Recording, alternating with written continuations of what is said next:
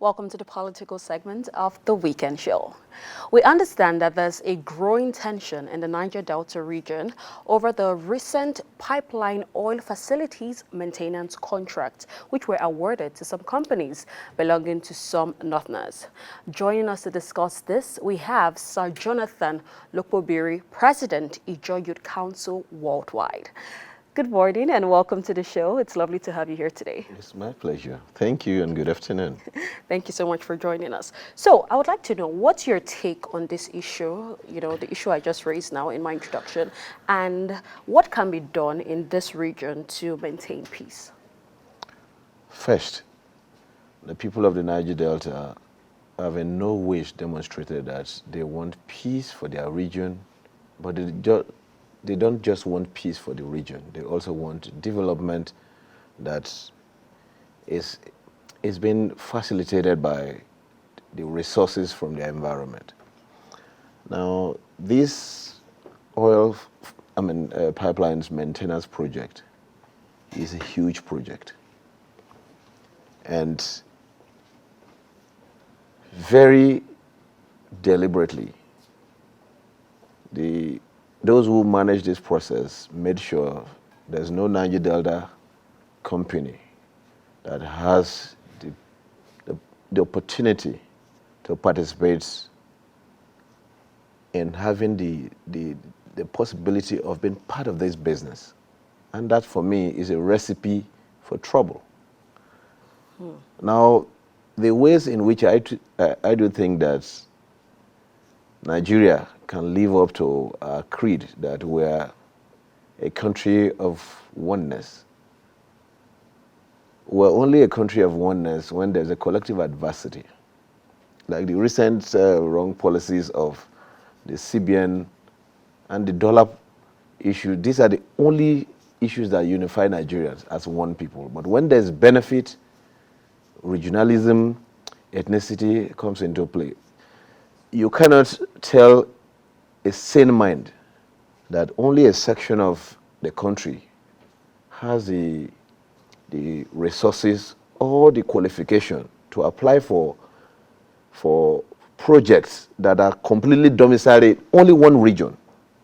Remember, the oil that oils, the petroleum, oil and gas that oils the wheel of Nigeria and its entire economy comes from only a section of this country.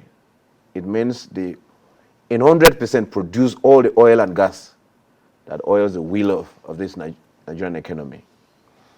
Now, you have an opportunity to award contracts to maintain these oil pipelines domiciled in that region, and you claim that a bidding process was organized, completely skewed, and then you handpicked the ones you want, all from one region, majorly, and then there's not one from our people, and then you want that we also have that sense of belonging in the maintenance of that facility so that you alone make money while the rest of our people are impoverished, the environment depleted the more daily.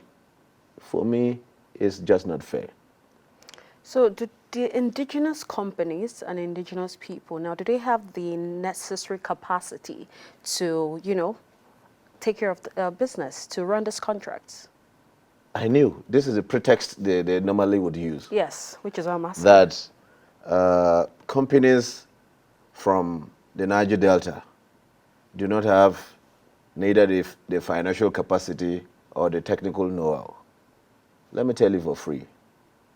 Though they may have the financial resources, but there's none of them listed under this that has even the competence or the technical capacity. All they do is, their brothers are in power. When they give you, they also lead you to technical partners abroad. And then they draw up sometimes a consortium, or these jobs are completely done by foreigners. And then, because it's deliberately skewed in a way that you cannot participate, there's none of these companies that are that have been awarded this contract. Did you hear the name of Ajib? Did you hear Shell? Did you hear Total? Did you hear Mobil? These are the IOCs we know that have the self-sufficiency to do whatever project they want. But all of these other things are just companies that are indigenous companies helped to become this strong by the NNPC and other government agencies. So in the same manner, the MRS, the AARANO, the oil serve, all of them that awarded this contract grew through these processes by government support. So there's no excuse whatsoever. It's unacceptable that you only award these projects to your selected companies, but because it's not in their making that this oil products, I mean the petroleum industry is only sustained by the environment of the Niger Delta. So the question is, the environment is good to produce what you want, but they have no right to participate in the business that is only possible because the oil is in the environment. Does that make any human sense? So are you saying this is coming from the top? Completely. Okay. The last administration, let me tell you, the last administration was purely an ethnic-based administration. Yes, I understand that this current, the award of this project didn't start with President Tinubu. So this could be an excuse. They said, oh, we provided adverts and all of this. If you made an advertisement and you sometimes deliberately create roadblocks that people can't go through simply because it's deliberate to remove people. Let me also enlighten Nigerians. During the period they were doing this marginal field bidding process, when the advertisement came, many Nigerians bidded. Some of us also bidded for marginal fields. But I can tell you for free that why many of the Niger Delta people couldn't participate and survive through that process was that there's a serious financial requirement. The moment you make effort to meeting that financial requirement in the bidding process, they will raise a baseless report from the NFIU, which they call STR, Suspicious Transaction Report. And then the DSS will come after you, and EFCC is sometimes also used against you. So you are compelled to go or to withdraw from this process so that you can have your peace back. These are some of the deliberate attempts made by the last regime to make sure people from the south do not benefit. The few people that have blocks were either people they were in direct business partnership with, or people that they are so scared of that these ones we cannot do without. This is the only way. If you hear that there's any German who has a marginal field awarded, is either the person has proven enormous capacity to disrupt operations. So let's give him to settle him. But as a businessman, you cannot survive. Well, speaking of this current administration, we have a Southwesterner actually as our president. And you spoke about, giving all these oil blocks to people from the northern part of Nigeria. Isn't it a ray of sunshine? Some may say to have someone from, let me tell you this. southwest Nigeria. When I said Nigeria runs an ethnic government, I didn't mince word when I said so. Today, Nigeria is run by a Southwesterner from the western flank of the south. Even within the south, just as the north is also into three major political blocks: the southwest, the north central, and then the northeast. So President Tinubu is from the southwest today. Virtually, as shown in the recent appointments within the political space, clearly underscores this growing concern that if your ethnic leader becomes president, he has the right to take everything if he so wish. And at the end of the day, because we are not really nationalistic, most of the times the benefits are only sectionalized to these ethnic stocks where the leader comes from, as was shown in the last administration. For you to benefit from even just nicer loan, they will tell you that you have to change your name as a Christian to include a Muslim name to benefit from the nicer loan. Some of us, out of anger, left. This is what happens in these oil activities. Whether President Tinubu is from the southwest, the man who has the right to award this process is still the same one who served under the President Tinubu, Buhari's government. So you can simply understand why the whole grip is still very effective. But for me, believing in one Nigeria is actually in the best interest of all Nigerians. But if you give the Niger Delta people, if you make the Ijaw people and the rest of the larger Niger Delta people, if you make all of these ethnic groups that make up a region to lose a sense of collective ownership of these oil assets, tell me why we should help you to secure them. Okay, still speaking on the Niger Delta, how would you assess the Ministry of Niger Delta Affairs, the Niger Delta Development Commission so far in this issue particularly? Quite frankly,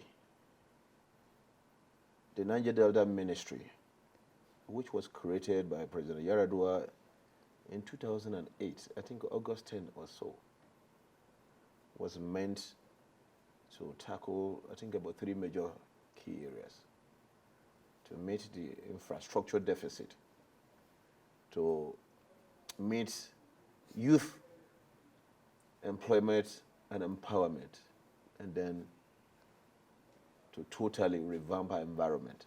These were the 3 cardinal pillars upon which Niger Delta Ministry was created. When it was created in 2008, the budgetary provision, as at that time, was about 145 billion.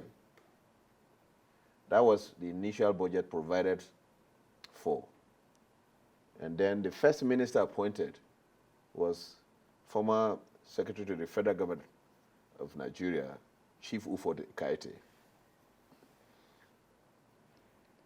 Do you want to know what the budget of Niger Delta Ministry is? Please tell us. It's less than 40 billion. From 145 billion or so, every year since after Yaradua, it nosedived gradually to now less than 40 billion. That's the federal government budget for a region that demands desperate attention. Now, an NDDC, which was a creation by Act of Parliament, has some statutory provisions and then also supported by the IOCs, which are also contributing some little equity. Today, every minister of the Niger Delta feasts on the NDDC. Today, if you go to the Niger Delta Ministry, even the ministers are not interested in sitting in their offices, but they rather go to feast on the NDDC to continue to demand a cake when these ministries should, these 2 agencies of government should be completely delineated, separated, so that Niger Delta Ministry can also have an opportunity to focus on self-developing strategies. Today, what you see them is suppliers six-room classrooms, water treatment plants, things that even local governments can do. As much as that ministry, it was out of our struggle, especially the job people. So it's quite personal to us emotionally. We have that emotional affinity or ties to that ministry because it was a victory or progress for our struggle. That ministry is almost becoming irrelevant because it sets no goal to achieve, because even the only project that they undertook that could have made some meaning to our people was completely jettisoned simply because it has zero capacity to do. Because yeah, a government tells you that we want to develop the Niger Delta. The main ministry, where sometimes they appoint even 2 ministers, you can imagine, with the greed of Nigerian politicians, you have a budget of maybe 40 billion for such a region that is a mini Nigeria. Niger Delta region is bigger than some countries in the world, many, with a vast environmental challenges. And then you apportion only 40 billion. 2 ministers are struggling to see what they can cut home. And then tell me how they can meet any of these 3 objectives. It's zero. So there's the hypocrisy of government on the part of government towards the development of Niger Delta. And then vis-a-vis what they say. So it is totally unacceptable that Niger Delta Ministry, which is ordinarily supposed to be the supervisory ministry over NDDC, has become so incapacitated that they totally depend on the Niger Delta Development Commission, that is ordinarily supposed to only meet some of the key issues that are the underlying issues that have precipitated the reactions or the violence within the region. So very antithetically, Nigeria in one breath says we want Niger Delta developed. Yes, quite sufficiently. There's some decent provisions for the NDDC because of the contributions from the IOCs. Let me also use this medium to tell the president and Nigeria policymakers that equity contribution to NDDC shouldn't be a contribution. It should be a tax. The reason is, when you say contribution is usually discretional. Apart from the NLLNG, which quite creditably have been able to sustain their contributions to NDDC, Shell, Ajib, Total, and other major IOCs have never been contributing. More so, like I said, the greed of the Niger Delta ministers usually sometimes push to even having to dip their hands with sometimes unholy collaborations into that equity contribution from the IOCs, and thereby diverting development to personal gains at the detriment of the region. Okay, so let me run up. Okay. The NDDC, because I'm trying to clearly define the 2 agencies of government. The NDDC at the time became an eyesore in terms of the misguided leaderships NDDC have had, because there was no board, and then individuals completely turned NDDC to personal development agencies instead of the regional development agencies, as it were. Where you can say one man, like the last sole administrator or whatever they call him, Mr. Aqua, in an agency where 9 states form this agency, where every state has a stake in official policies of that agency, only one person ordered the employment of about 1,500 persons. Out of these 1,500 persons, only Akwa Ibom took about 900. Do you see the gross abuse of power? Now, the implication of this rascality is that someday,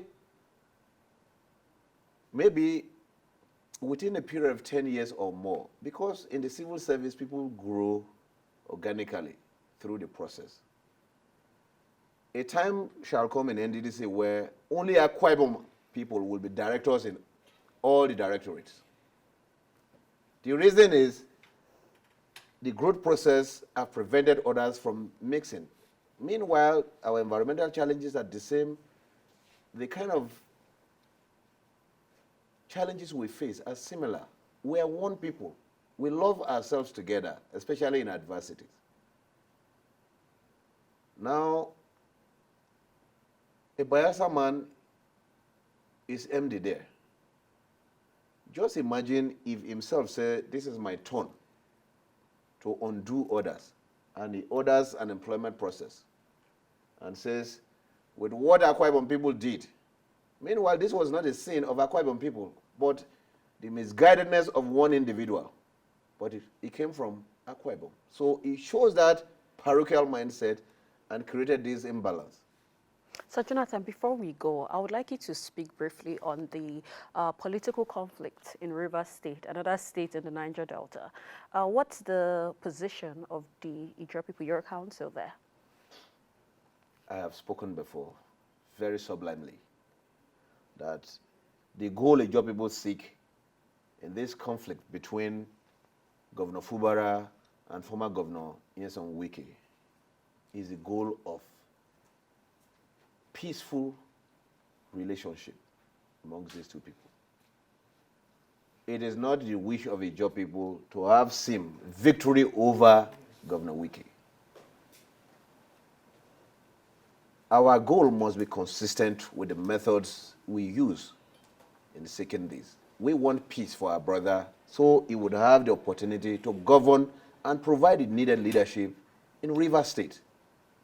And therefore, if our goal is for him to have peace, having the leverage to be able to provide leadership as governor, Governor Wike, all of us are proud of him because he had all the freedom to express himself in governance.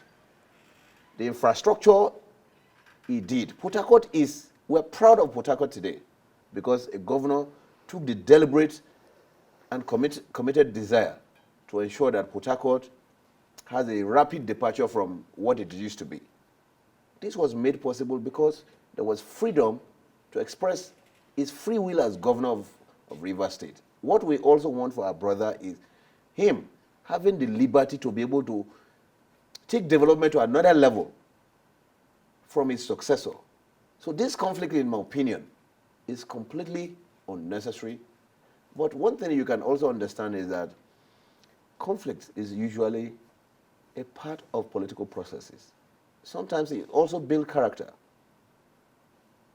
This, for me, would also make governors sim to be able to learn more on how to also relate in his interpersonal relationship with politicians and those who form that enclave called Rivers State. So on Thursday, elders of Rivers State held a briefing concerning this particular political crisis we're speaking about. Can you share your thoughts on that? First, I consider that press briefing as rather unfortunate. Oh, why? The reason is when there's a conflict between two people that have a very close tie or relationship, the role of elders in any society is to wade in, make peace, and not to take open side with one against the other. As far as I'm concerned, if youth, like the Joint Council Worldwide, took a central position to ensure that peace returns to Rivers State and then unite these people through conciliatory means, we didn't expect anything less from elders taking an open side against one and perhaps creating the wrong impression that is capable of inflaming frayed nerves. So in my opinion, let me use this medium to advise the elders that please, no matter the tie you have, it's important that elders speak truth. And truth is part of a healing process in conflicts between people. So the choice of taking side for me is unnecessary. We as youth leaders of our region will continue to toe the path of peace so that this relationship that is quite strained today will have an opportunity to look deep into the future that requires all of their personal commitment towards a peaceful coexistence. All right, so we're going to leave it there due to time. Thank you so much, Sir Jonathan, for joining us on the weekend show today. It was a pleasure to speak to you. Thank you. Thank you, my dear. All right. Okay, that's it for the weekend show. You could always go on YouTube to watch our previous episodes at Weekend Show NG. Follow us on social media, on Instagram and X at Weekend Show NG. You could follow me. My name is Eddie Young Frank on Instagram and on X at Didi_. Thank you so much for joining us today. We'll see you next week.